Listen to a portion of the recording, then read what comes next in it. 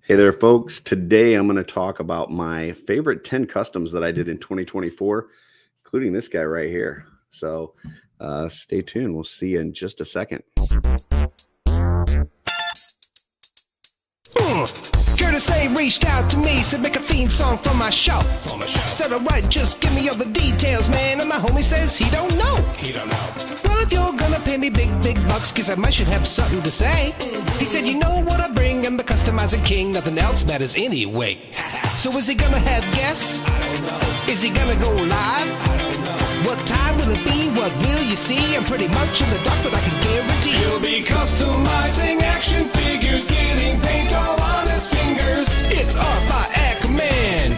It's art by Akerman. Tips and tricks and conversation, sharing his gift with every nation. It's art by Akerman. Art by Akerman. You best get ready, cause now it's time for Art by Akerman.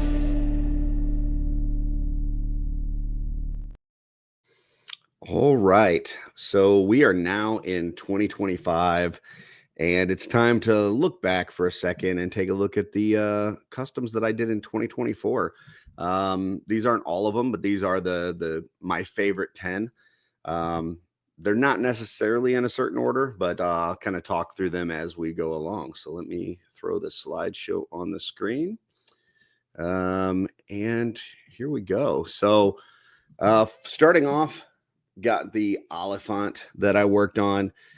This was a Lord of the Rings tribute figure, and it started off with that elephant head. So I got that elephant head from Len LaGuardia at Wolf King Customs.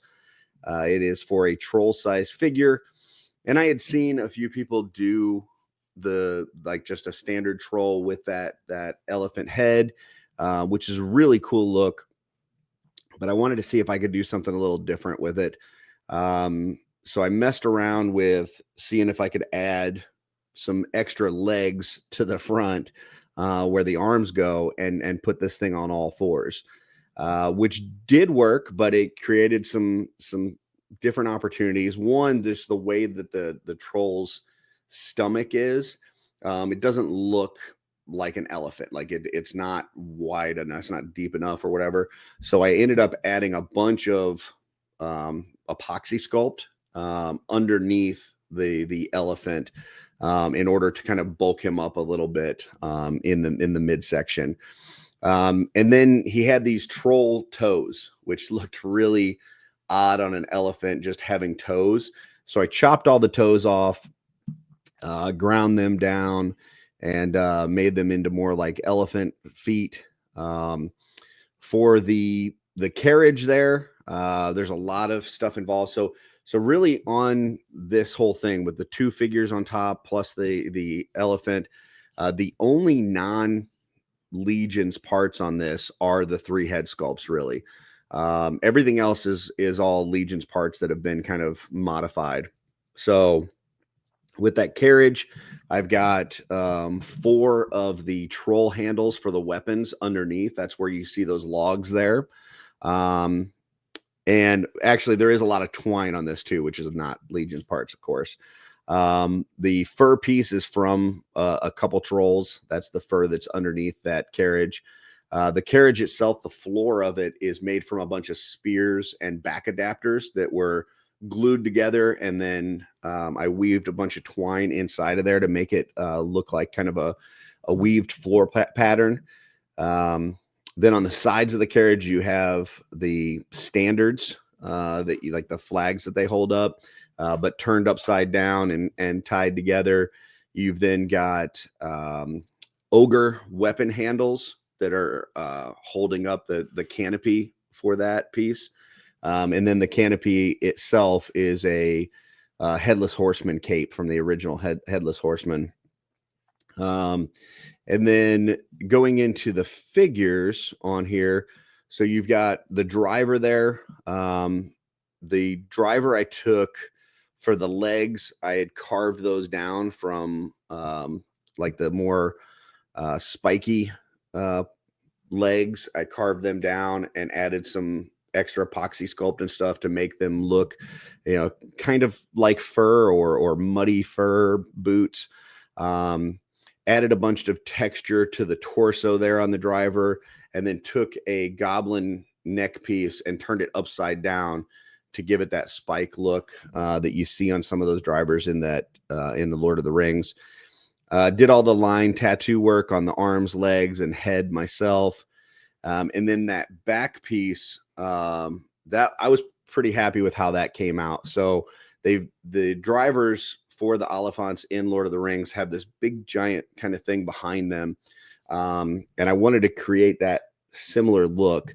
And so you've got in the middle there is a tabard that like a tabard loin piece from a Mythic Legion that has been cut and put inside of a dwarf shield that had the sides cut off. And then you've got some axe handles that have been shaved into spears coming out. And then on the back, you've got a crossbow on the lower part and a regular bow on the top part to create that overall silhouette and look for that kind of flag piece. And then one of the helmet toppers on the very top there. So a lot of different customizing and things that went into that one. The one on the right, which is the archer, it has a 3D sculpted head, but I couldn't find one that had like the wraps and stuff I was looking for. So I ended up using a bunch of epoxy sculpt to kind of make those wraps. And but then the rest of the stuff on there is Legion's parts. You've got the waist sash is from Monkey King. You've got, I can't remember where I got the sash for the top part, the black one. That might be a Lithia.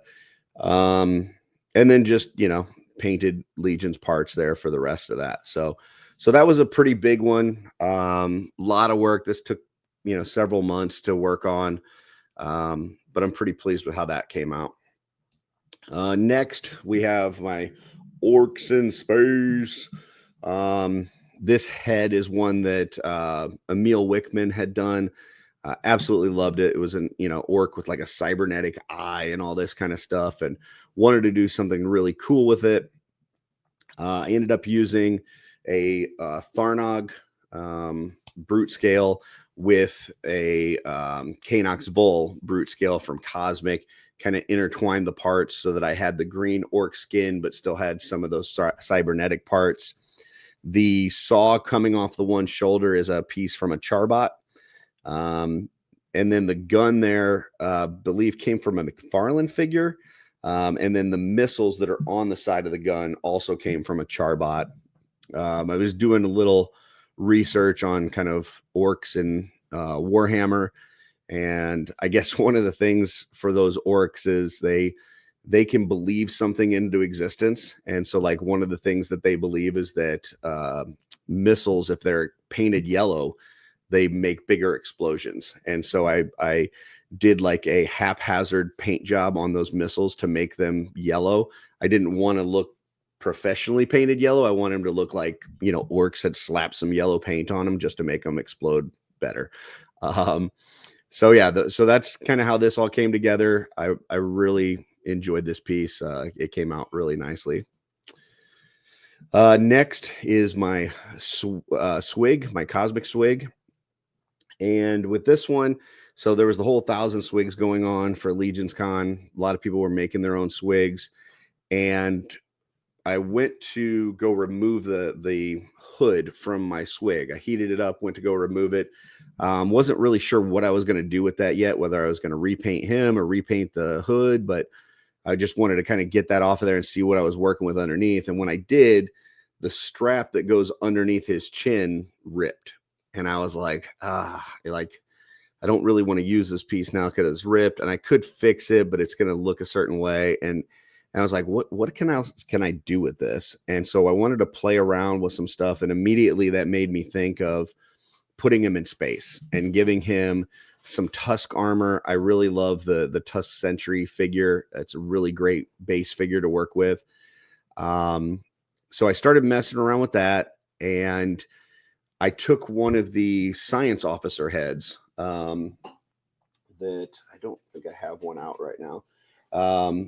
but basically that science officer head, I took the middle section out of it, and I moved some ports and stuff that were inside around it just to make it into more of a helmet. And then I cut the visor that goes over the top. I cut it in half and rounded it. And that visor actually had like a purplish tint to it from, I'm not sure whether that was I'm not sure which tusk that came from, but it had like a purplish tint to that visor. And I just sanded that all the way down. So I took my sanding sticks that I've got that I talk about quite a bit. I'll probably put a link in the description here for the sanding sticks. I used those sanding sticks and took it from a lower grit all the way up to like a 7,000 grit, which made it to where, it took all the sanding lines out of there and made it still translucent, but took the purplish tint off of this. So that you could see his face, because I wanted you to be able to see his eyes, but I didn't want it to cover his whole mouth and everything. And then I just had these little vials, these little glass jars that I had, filled. I think I put some maybe some hot glue and some food coloring in there just to make it into one of the potions that he was drinking. And then as far as like the colors on the paint job and stuff, I tried to stick with the same color scheme that Swig has in his mythic format. So a lot of, coppers and blacks and purples, but in a cosmic setting. So was really happy with how this came out. 1,000 Swigs event was amazing. Terrence and Gina did a great job, and just excellent marketing by Jeremy to come up with that 1,000 Swig stories to sell the extra Swigs. Next one is my parademon. So I got this head from John Caulfield of the Euro Legions. They had put out a couple heads this year. One was a leprechaun head. The other one was this kind of alien with goggles look. And as soon as I saw that head in my mind, I saw parademon from DC. And so I knew I wanted to make one. Wasn't sure how I would do it because he has a lot of like high-tech parts that we don't have, including those wings there. So what I did for those wings, I took 2 shields from a LotR figure, a cosmic LotR, and I shaved them down. I added a couple of the chest plugs from like a Tusk Sentry in there as like fan blades. And then just did a detailed paint job on there to match kind of the color scheme I was looking for. As far as the body, it's mostly a Tusk body. I did cut down the arm ports on there for the Tusk, like where you can plug stuff into the gauntlet, and then just filled that up with I can't remember if I used epoxy sculpt or liquid green stuff, probably liquid green stuff if I remember right. And then sanded that down to create that, light up effect on his arm there. And then the loin piece is from Oleg Thygar. And I think the waist piece, I can't remember if that's from an Oleg or that's from some other figure. I'm not sure. But then just painted it up.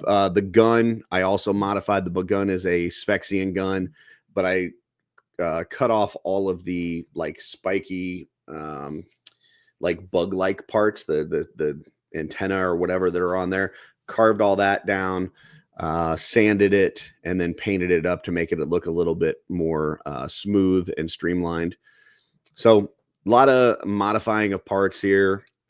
Was really happy with how this came out. Love the color scheme. Love the overall look of this when this was done. So next we have, this is my Godsire character that I did for Joe Gonzalez. So at Legions Con, they did a exclusive set that had a Gonzalez figure set and a Matt Singer set. And so I was tasked with, painting up one of each of those before Legions Con. It was kind of a late project, so I didn't have a whole lot of time to work on it, but I was really happy with how this came out. Using some Max Bird soft goods here. It's a Dark Templar set that I had dirtied up.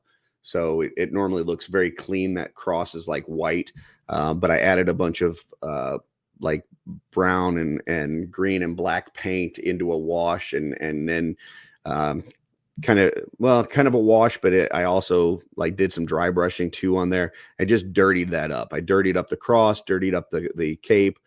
The sword there is normally it's called Faith. It's a sword that's in the Godsire line and on Wolf King Customs. But I wanted it to look like a broken sword. So the normal sword is called Faith. This one I called Despair. And so what I did was I had a few of these swords, and I practiced with like breaking off the tip and just doing some cutting and modifying on it, so it looks like this tip of the sword had been broken in battle, and then painted it up. I've got like a green on the inside. There's like some carved spots on there that I painted green inside of, and then the rest of the sword kind of silver. And then with the head and pauldrons, just tried to go for a really dark and evil armored skeleton look. So like how that one came out. This is the Matzinger one from that same set. And this one kind of started with that middle soft good piece from Max Bird. So this is also a dark Templar set. It kind of looks like it could be a relic Templar, but I think this came out before the relic Templar. So I started with that, and I loved that kind of split half dark, half light kind of thing. And so I ended up having, my wife made me a cape for it that's just all white. So that she made the cape, Max Bird made the torso and loin piece. And then I painted up one of those shields as like a Templar type shield that's available on Wolf King Customs. It's probably my favorite 3D printed accessory piece from any company. I love these shields. And then, with the rest of the set, the pauldrons and the head, I wanted to kind of split that same color scheme where it was, so the one pauldron's black, the other pauldron's white, half of the helmet's black, half the helmet's white, did some silver trim in there. And I was really happy with how this one came out. And then with the sword, did a black and white color scheme on there too. So I really liked this figure. I was really happy when this one was done. Once again, these two figures, the Gonzalez and the Matzinger, I think I had a few weeks to do these. It was really a time crunch, and within the time frame I had, I was pretty happy with how those turned out. Next, we have my Goblin musical tribute figure. I did one a couple years ago for Eddie Van Halen. I wanted to do another musical tribute with this head. So this head is the Billy head from Godsire from Wolf King Customs. And in his story, it talks about how he's very musically inclined. He's always like, pounding on something or humming a tune or whatever. Like he's just very, very into music. And so a couple years ago, I did that Van Halen one, and I wanted to do another tribute that immediately people could look at. And even though I'm leaving him a goblin, I'm not like making him human, that people could know who I'm referencing. So this is Rick Allen from Def Leppard is the tribute. So on the drum, I've got painted their God Leopard. All of this is Legion's parts with the exception of the head. So let's kind of go through this. There's a lot here. So the symbols are made of a couple different shields, as well as I think that was a handle for a spear on there that went into, I green stuff that actually epoxy sculpt that handle with a handle for a shield that made that angle that goes into the symbol. The drum, the bass drum itself is two wooden shields, like the gladiatorial type shields that they have. Sanded those down to where they were flat, put them together. I have a bunch of epoxy sculpt in the middle there. And then two spears that were carved down for the legs. For the front of that drum, the one Rick Allen drum set that he has like this like shattered glass on it. on the front of it. And so what I did there is I took a clamshell for a Mythic Legion figure, and I just first I cut a circle to cover that front of the bass drum, and then I cut out pieces of it where it would be shattered, and then I took extra pieces from that clamshell that were just cut into like little triangles and stuff, and then glued them on there in different spots to make it look like that shattered glass look. And it says Gob Leopard on there instead of Def Leopard. So with the smaller drums up top, those are actually the chest plugs for Slog, the big cosmic green guy. And didn't do a whole lot to those other than put them alongside with a neck piece that's holding it to the bass drum of like a Praetorian figure. And then just painted them up in that, British flag color scheme. And then for the figure itself, obviously I removed the one arm. That's was signature to this tribute. And then on his head there, that is actually one of the armored bra pieces for one of the female Mythic Legions that was removed, cut in half, shaved down, filed down until it made headphones, and then it's just connected with a normal belt that you would have like on a Mythic Legion figure to make those headphones. The paint job on here was pretty difficult. It's just trying to create those lines and getting them nice and tight and looking right. Along with painting white, which is always really difficult, was tough. But then when it comes to the smaller drums on top, there was also a lot of sculptural details in those that made it very difficult to paint straight lines. And I didn't want to just sand it all down or put like green stuff all over it and smooth out the details, because I still wanted people to be able to see that it was those parts. So that made it very difficult to do that paint job, but I think it came out really well. I enjoyed working on this piece. I can't wait to work on my next musical tribute with this head, but yeah, so that's kind of how that one came together. Next one is my Frost Bowl. And this was very much inspired by another customizer in the community, Eric Boris, otherwise known as Zombie 13. He had done like a frost ogre for Travis Bowles many years ago, and it's on his Instagram, and I've always loved that figure. And I wanted to do my own, and so I'd been looking for these parts, specifically that yoke and the head. There's a different head that doesn't have the helmet that I was kind of looking for, but I couldn't find it. But I was able to get these parts in a trade with Eric Miller. I had the bracer pieces, the shackles already. Those are all old retired My Action Figure custom pieces, but they're really cool. And so I was able to acquire those. The weapon there, I can't remember. I think that's a Planetary Dog one that I got. It might be My Action Figure custom, I can't remember, but it was just kind of this club that he had. And then the shield there is like a TB League. It's actually for 1/6 scale characters, but a lot of the 1/6 scale weapons and shields and stuff work really well for ogre sized figures in legions. And then, obviously the paint job that I put on, there's a lot of different blues, dry brushed and stuff.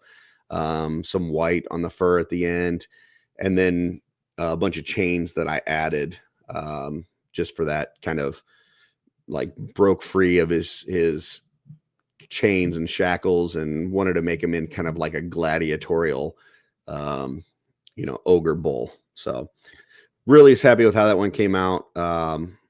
It had that blue was very, in my opinion, was very striking. I liked that. So next we have I think it's called the Damacian Beast. So that head is one that's available through Wolf King Customs. It was sculpted by Walter DeMarco, and I got that head from Len from Wolf King. and I knew I wanted to do a full body repaint of a slog. So I didn't just want to paint the head and put it on a slog. Slog has like this green, almost lizard-like skin to him, and that head is like almost like a big angry gorilla, space head with fur and stuff. So the fur head doesn't really go with green leather skin. So it's just kind of, I knew I wanted to do a full repaint, at least of the arms and legs. And while I was doing that, I was like, I'm going to do a full repaint of the whole body too. And I'm glad I did, because, a lot of times with Legion's figures, you get them, you look at them, you pose them, and you appreciate them for what they are, but you may not fully appreciate all the details in the sculpt, because a lot of times there's sculptural details in these figures that they don't paint. And the reason is that you want to leave something so that the next time that you use that same tooling, that you can paint it up a different way. You can hit different paint hits on it and make it look completely different. And I love that about this line. And so when I went through here, I wanted to make sure that my paintbrush hit every single one of these details, because I wanted to be able to appreciate in a new way all the details that Eric sculpted into this. So, finding all of those little details on this to paint was a lot of fun.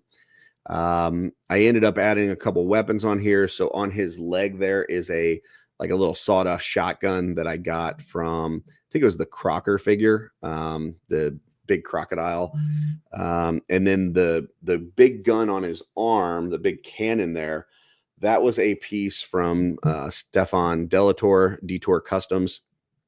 And I believe it was made for like a 1.0 figure. But I mean, this thing is just like massive, and I wanted it to go on with this slog. And so I did a lot of work to Dremel out the inside, make it the opening big enough that his hand would fit in there. But then I also wanted it to where when you're looking down the barrel of it, that you can see like kind of like this flaming thing getting ready to come at you. Like he's getting ready to fire this, and it's coming at your face. And so I experimented a lot with hot glue and contrast paints. So I would, after I made the whole opening so that his hand would fit in, I filled the inside of that cannon. I would squirt some hot glue in there, put some contrast paint in there, and then kind of mix it up. And then I would put some more hot glue and a different contrast paint and mix it up. And so there's like several different, reds, yellow, orange contrast paints, even some regular flat paints mixed in there as the hot glue was drying. And then I put a gloss coat at the end, and I really like the effect that achieved on there. I think it does look like there's a flame getting ready to shoot out and hit you in the face. And then for the skin, I talked about there's like this kind of leathery skin on this, and I didn't want it to look leathery. I covered all of the arms, feet, everything with a Citadel technical paint called Sterling Mud. And it's like a gritty paint that has like sand particles in it, and it adds a lot of texture to the sculpt. And it can look like, it doesn't look like fur necessarily. Like it's not lined fur. If I wanted to do that, I probably would have had to put some epoxy sculpt or green stuff on there and actually carve individual fur lines. But it does make it look fuzzy. Makes it look like it's got, almost like a 5 o'clock shadow.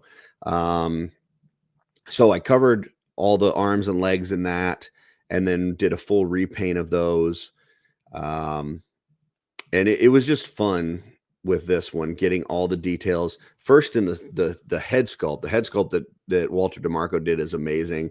It's a lot of fun painting the inside of that mouth, and he's got like a cybernetic eye and some other cybernetic parts on his head, and then the fur and stuff with it. So that head was a lot of fun. And then getting to, experience all the details that Treadaway put into this sculpt was a ton of fun. I will say, if you're planning on doing a slog custom, the one part with this that was really frustrating was I had taken it all apart to kind of see what parts, like, I usually try to do an exploded view and look at it and see, what I want to paint. I ended up doing some dyeing on some of these arms and legs just so they wouldn't have that green tone to them. And putting it back together, specifically at the waist, that waist piece, once you get it apart, there's kind of like, there's like a rubbery section, and then there's like a hard plastic section. And to try to get those back together is very difficult because it doesn't want to go all the way in. It doesn't want to click no matter how much you heat it up. I had to like squeeze the ever living life out of this thing to get it to go back together. So just point of warning, if you are going to do a slog repaint, I don't know that I would take the waist apart from, the torso from the waist. I wouldn't pop those apart unless you're really committed to putting them back together, because it's very difficult, just FYI. The rest of it wasn't too bad as far as taking apart and putting back together. So next, and this is the last one, and these were in no necessarily particular order, but this is my favorite custom that I did this year. This is one that I had been kind of toying with things for a while and trying to figure out how I would do it.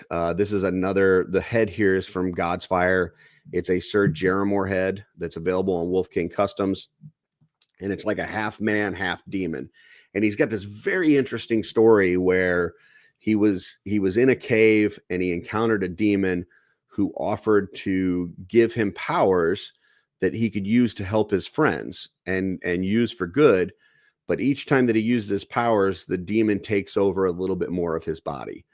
And so he's got this really conflicted storyline where he's trying to do good. He's trying to use these evil powers to help people.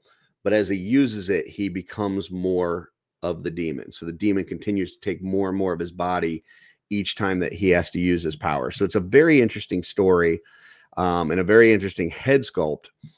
And I didn't know how I wanted to do this. So for like 2 years, I've sat on this head sculpt and not been able to put anything together. And one thing that had come out that helped, Mortal Collections put out this torso that has kind of this like half demon part coming out of the armor that I thought worked really well with this. And I think Tristan has even said that he was inspired by the head to create that part. But then it's like, okay, what do I do with the rest of it? Like, do I put an armored arm coming out of that torso there? What else do I do? And so I thought about Thygar, how he has those kind of scaled arms and stuff from Cosmic Legion. And that once I realized that I could use that piece on here and it would work well together, the rest of this kind of came together. So I used that Thygar arm to create that demony look over here. And then I decided, because this guy's like half demon, let's give him a demon wing, like just one wing.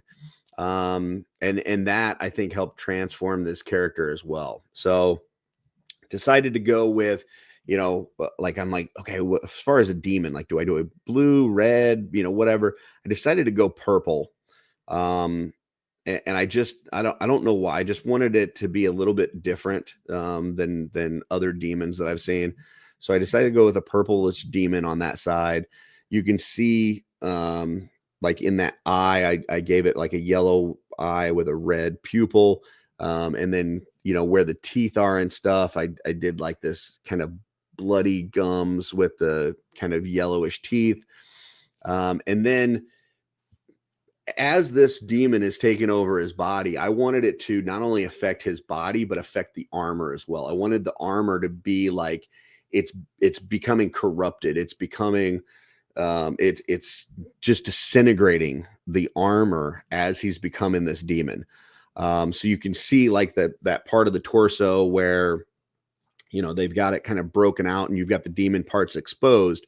I wanted it to be like that has like rusted away, like disintegrated really. And so I made that side of the character all rusty and dirty and nasty. Whereas the other side, the human side, is very clean and crisp paint details and all this and that.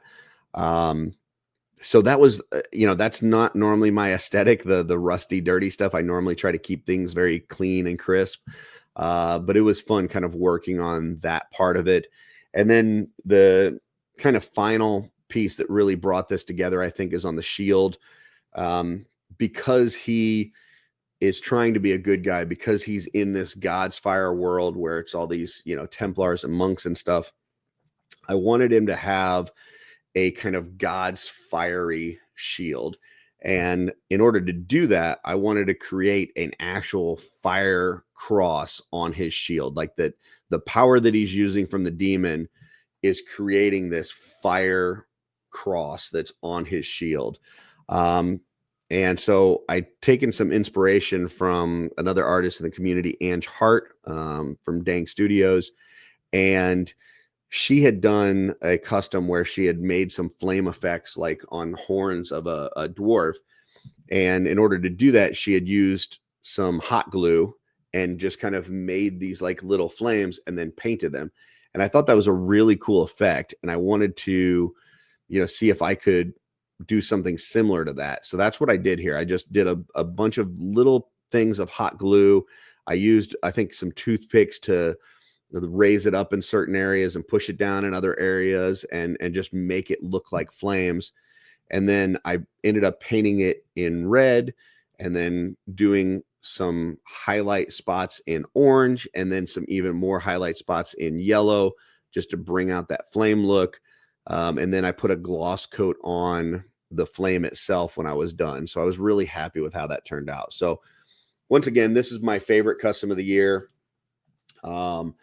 Just because it took a long time. It was one of these things where I didn't rush it. I didn't just, say, hey, I like this head. I like this torso. Let's go ahead and put this together. I took the time to make sure that I had the parts that I wanted to make it work.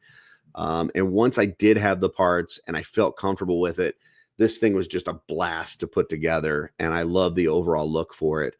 I don't see myself ever selling this one just because it's one that's really important to me, not only from the fact that, my friends, Steve and Emil, worked on, the sculpt and the story for this, but then also just, how long this took me to get the right parts to put it together. And then the overall feeling that I had once it was done. This is customizing, folks. This is like, you get done with something and you go, wow, I created that. Like I put that together. I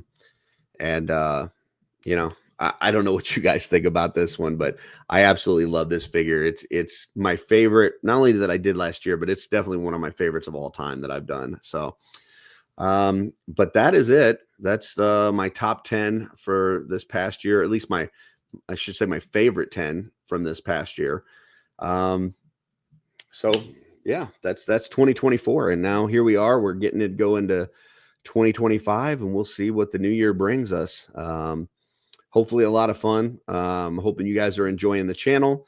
If you are, definitely hit that like and subscribe and for more content. And there's certain things that you want to see, certain things that I covered today and in the customs that I did that you'd like to see that kind of thing in action, whatever it was that I was talking about, certain technique. If there's certain tools that you'd like me to highlight and talk about, let me know. And, I'll try to throw, I know the sanding sticks was a big one that I talked about here. I think that might be it, but I'll throw that link in the description. And yeah, hope you guys, like I said, hope you enjoyed this. And till next time, keep creating.